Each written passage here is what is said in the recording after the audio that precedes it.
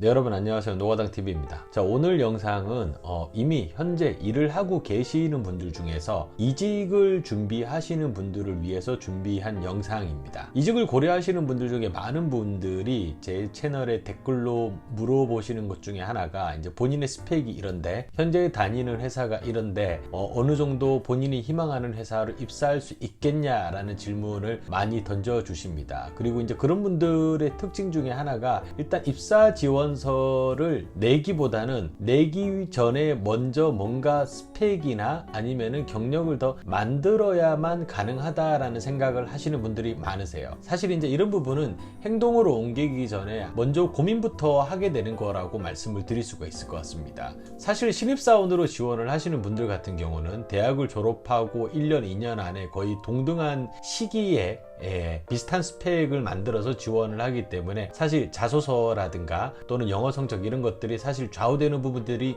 큽니다. 하지만 저도 그렇고, 그리고 저희 이미 일을 하고 계시는 구독자분들도 그렇고, 현재 한 3년에서 5년 이상 일을 하시고 난 뒤에 그 경력을 가지고 이직을 생각하시는 분들의 경우에는 제가 드리고 싶은 말씀은, 일단 공고가 눈에 들어왔다 라고 하면 일단 쓰세요.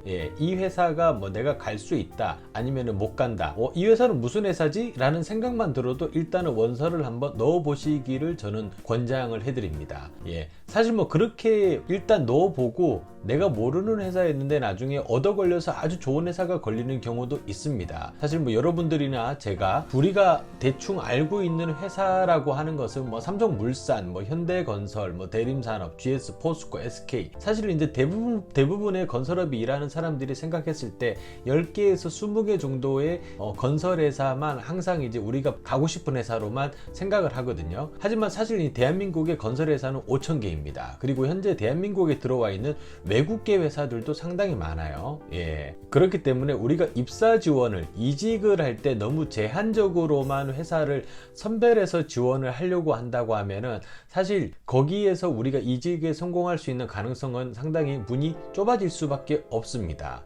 사실 여러분들이 링크드인이라든가 아니면 인디드닷컴 또는 인크루트를 이제 골고루 서치를 해보시면은 정말 내가 모르는 이름의 외국계 회사들도 상당히 많이 들어와 있습니다. 일본에 있는 회사들이 한국에서 인원을 채용하는 경우도 상당히 많이 있고요. 그리고 유럽에 있는 어떤 선박, 발주 회사들이 거제도라든가 통영, 또는 우리가 흔히 말하는 오프쇼어라고 부르는 해양 플랜트 쪽으로 우리가 흔히 말하는 해양 플랜트 쪽으로 건설 엔지니어들을 뽑는 경우도 상당히 많습니다. 물론 이런 경우가 100% 뭐 정규직으로 뽑는 경우는 없겠죠. 뭐 가끔은 반은 정규직, 반은 이제 보통 기간이 정해져 있는 계약직으로 뽑히는 경우가 많습니다. 하지만 외국계 회사의 특징이, 계약직으로 뽑히면 정규직보다 보통 연봉이 높아요. 왜냐하면 고용의 안정성을 보장해주지 못하기 때문에 계약직의 연봉이 좀 더 높게 측정이 됩니다. 그래서 외국에서는 오히려 정규직으로 일하는 것보다 계약직으로 일하는 것을 선호하는 사람들도 있습니다. 왜냐하면 본인의 커리어를 계속 디벨로핑 한다라는 생각으로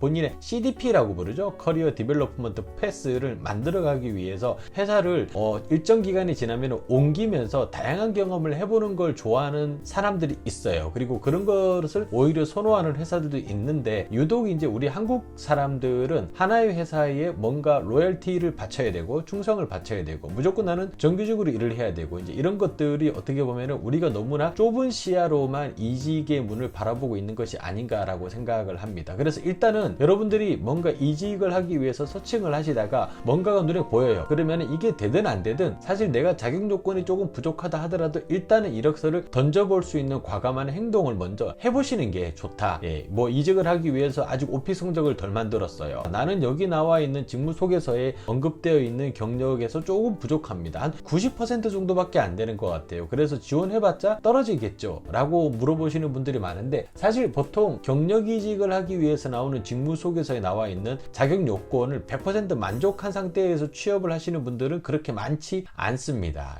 보통은 서류를 통과를 할 때 개개인별로 가지고 있는 이력이라든가 경력들이 워낙 다양하기 때문에 사실 면접관들도 딱 읽었을 때 어느 사람을 뽑아야 될지는 일단 읽고 나서 결정을 하는 거예요. 거기에 기본적으로 그쪽에서 주어졌던 어떤 자격 요건에서 조금 미달된다고 해서 무조건 떨구거나 그러지는 않습니다.